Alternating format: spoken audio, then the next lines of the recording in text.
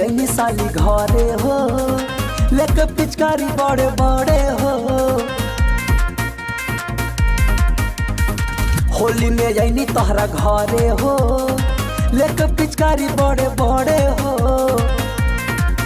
मन करे रंग चोलिया में भरती हो। अरे जनती जीजा जी लहंगा ये तनाला सरती हो। फोनवा लगा के रवा से लभना करती हो। हे हो जनती जीजा जी लहंगा ये तनाला सरती हो। फोनवा लगा के रवा से लभना करती हो।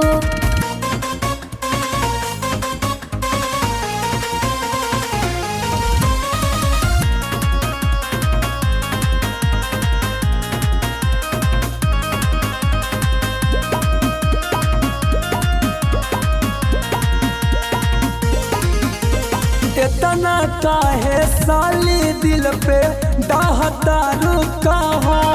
अरे परसल ऐसे रगड़नी जीजा अभी ले उठत लहर। इतना काहे साली दिल पे दाहतारू कहा। परसल ऐसे रगड़नी जीजा अभी ले उठत लहर। मन करे की जवानी तोरा चरती हो। अरे जनती जीजा जी लहंगा ये तनाला सरती हो।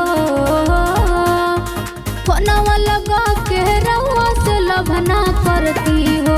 ए हो जनती जीजा जी लहंगा ये तनाला सरती हो।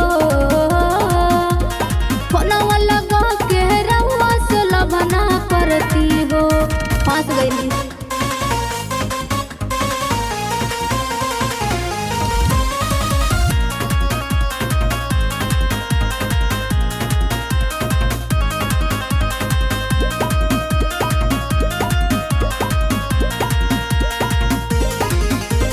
लाल का पियर का और हरियर का तोहर पे कलर बनाई। अरे लहगे ये जीजा खिला के पीजा आंसू के होली गबड़ाई। लाल का पियर का और हरियर का तोहर पे कलर बनाई। लहगे ये जीजा खिया के पीजा आंसू के होली गड़बड़ाई। सोनू कहे बिरजुआ बना पकड़ती हो। जनती जीजा जी लहंगा ये तनाला सरती हो। फोनवा लगा के रवा से लभना करती हो।